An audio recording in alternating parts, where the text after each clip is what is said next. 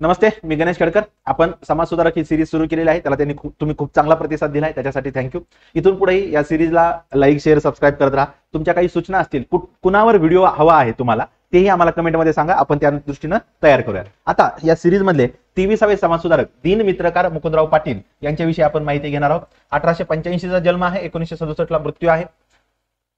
हा direct PYQ आहे. 1910 ला नगर जिल्ह्यातल्या पाथर्डी तालुक्यातलं सोमाटणे या गावी त्यांनी दीनमित्र या वृत्तपत्राचं पुनर्जीवन केलेलं आहे. ठीक आहे. त्यांनी जे वृत्तपत्राच्या माध्यमातून काम केलंय त्यामुळं दख्खन आणि विदर्भात सत्यशोधक समाजाला जो ग्रामीण भागातला पाया आहे तो त्यांनी मिळवून दिलेला आपल्याला पाहता येतो. भारतातले पहिले ग्रामीण पत्रकार आहेत, भारतातले, हे लक्षात ठेवा. जानेवारी 1920 मध्ये जे सत्यशोधक समाजाचं 9वं अधिवेशन झालं त्याचे ते अध्यक्ष होते, हे पण लक्षात ठेवा.